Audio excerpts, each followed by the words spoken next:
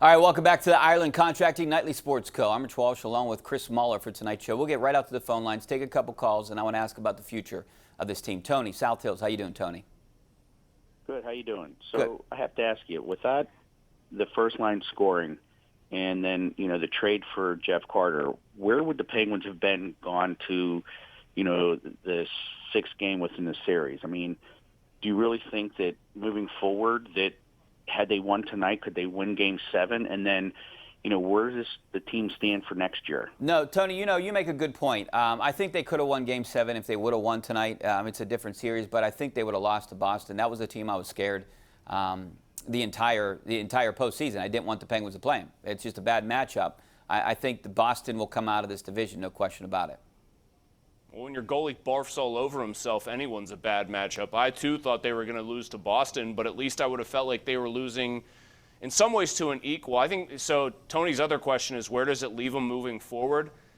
No one wants to hear this tonight. In my estimation, from what I saw, and I know Crosby's line didn't do nearly enough against that Pelech-Pulak pairing, especially defense pairing in this series. I like their forwards. And the guys that they should be able to bring back, either that are coming back or that they could bring back next year. And I like their defense core. Cody Ceci is going to price himself out of town. But this is what makes this series, at least for me, so disappointing. I thought they had something pretty solid there that I would have at least wanted to see go up against Boston.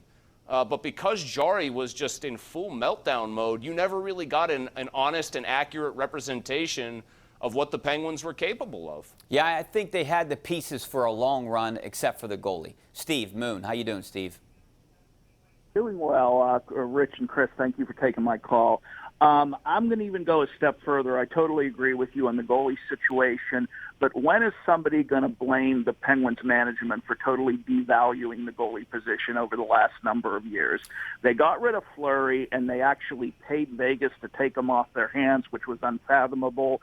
The Broussard trade, they traded a top goalie prospect. They make trades every year to improve their forward lines, but totally don't take into consideration the goalie situation. And when we lose playoff games, we hear the same narrative that the other team's goalies stood on their heads and ours was below average at best. Hey, thanks a lot, Steve. I can't blame this management team for what happened in the past, but I can say that the Penguins picked the wrong goalie. What were they supposed to do? I know. The salary cap hurt that situation. Seriously, what were they? Were they really supposed to keep Marc-Andre Fleury? Come on, Rich. I understand and I know I that know that's revisionist history here. Yes, but everyone in that organization, from what I understand, a lot of those upper scouts, management, all thought Tristan Jarry was the future, and maybe he is. But right now, he just wasn't mentally there. They thought Matt Murray was the future, too. And they've misevaluated two goalies. Like, if you want to say they gave up a goalie in a trade that they shouldn't have because it turned out to be a bad trade, fine. You want to know an inconvenient Fleury truth? And granted, Fleury did redeem himself in 2017, especially helping backstop them to that title, that second title. They don't win that one without him for sure. Maybe they don't win 16 without him either. Marc-Andre Fleury's save percentage in the 2012 and 2013 playoffs was worse than Tristan Jarry's in this series. Chew on that for a minute. Everyone has completely flushed into the memory hole the fact that Marc-Andre Fleury was a complete playoff disaster who cost younger, arguably better Penguins teams a chance at more Stanley Cups because he couldn't handle it in front of them or behind them in the back, playing goal. I can't even put my words together. So let's not pretend that Marc-Andre Fleury was all sunshine and roses here all the time, because the fact of the matter is, until he had a late career, at least with the Penguins, redemption arc, he was just as bad as, if not worse than Tristan Jarry in this series. And he was even benched in that series. You know why he didn't have, why in 2013 they won their Islanders series? Because they had Tomas Vokoun healthy behind him to put in. That's the truth. I got a good tweet here, and it's making me think about this because it actually is something that I think maybe you could consider here. Gary Gongaware just tweeted me, and he said, could you see a Jarry-Hart swap, change of scenery for both, and Hextall drafted Hart? I mean, that's really not a bad idea there. So you trade the goalie that, just hypothetically, you trade the goalie that melted down for your team in the playoffs for the goalie who melted down so bad in the regular season his team didn't even make the playoffs? Is that what I'm getting here? Yeah. I mean, the problem with goaltending is that it's an exceptionally fickle position. Andrei Vasilevsky is one of one right now, I think. Tuukka Rask has even had some ups and downs, although he looks like he's on a serious upswing again. That makes Boston dangerous. There just aren't that many elite goaltenders year after year in the NHL who maintain that standard of play. And that's something that's hard for people to hear, but it's true. It's just the ultimate wild card in this sport, and really in any sport. Hey, Mike just tweeted us, too. He said, hey, guys, it seems the Pens will have a lot of cap space this offseason to get grit and tougher. They'll lose Zucker, Pedersen, Marino, or Jari in expansion draft. The others will be traded. Also, Tocchet as coach. You like any of those ideas? Do you think I don't they want definitely them to, need a? I don't want them to get gritty. They need someone on that first line. You need some kind of toughness on that first line. Okay, but you don't want to get somebody that's gritty and tough and sandpapery and all the people in Sudbury and in Thunder Bay love him and say he's just a great hockey guy. You want to get a bigger human being who is also a good hockey player. The good hockey player needs to be paramount here. It can't just be some big tough guy. I think Pedersen, I don't think Marino's going anywhere in any expansion draft, first and foremost. Why would we want Rick Tocchet here as a coach? I've tried to fire Mike Sullivan like 18 times, not because I necessarily wanted to, but because I thought the realities of hockey coaching were going to get him.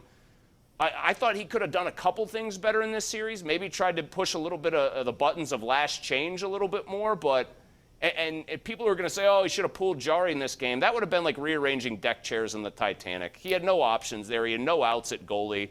That would have been a cosmetic thing. Why are you firing Mike Sullivan, who's won 2 cups for Rick Tocchet? Why? Hey, well, speaking of Mike Sullivan, that was what I was going to ask you here. Do you make any changes? I mean, he's up for maybe Coach of the Year, maybe a couple bad decisions. No, and you got to look at. I don't. You don't fire him?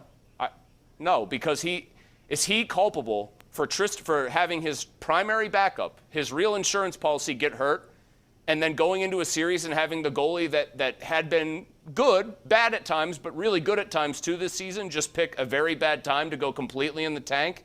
I can't fault the coach for that. For me, that's the kind of short-sighted decision-making that would hamstring the franchise for another year or two. I think Sullivan had them going as a hockey team all regular season through a bunch of injuries. I thought he had them skating very well in this series. I thought outside of Game 4, they didn't lose their composure, and they regained it quickly in Game 5.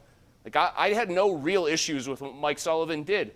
Just like the team he coaches, his goaltender let him down. But don't you blame him a little for not addressing that position maybe in the offseason or at the deadline or trying to get some kind of veteran? I understand that, but are you confident in a guy like DeSmith coming in there and maybe leading you? DeSmith would have been good enough for me. Leading you to what, beyond? I'm just saying that'll get you through the series, but what about making a run? That was their big guys downfall. Like Ron Tugnut have made runs. Like we've seen journeyman what has Jordan Binnington done since the Blues won the Cup? You know what I mean? Yeah, nothing. It's just such a wild, volatile position. You can have guys get hot at the right time and carry a team even if they don't have a whole lot of pedigree. All right, we got to take a break, but before we take a break, we're going to our Tri-State Office Furniture tweet of the night. And, a legend is retiring here. Gene Steratore just tweeted this out. My big brother's hanging it up after 20 years in the NFL. Congrats, Tony. We're also proud of you from throwing football in the backyard to reffing together on the NFL field. What a wild ride it's been. Time to go fishing. All right, that's our Tri-State Office Furniture tweet of the day. Back, take more phone calls next.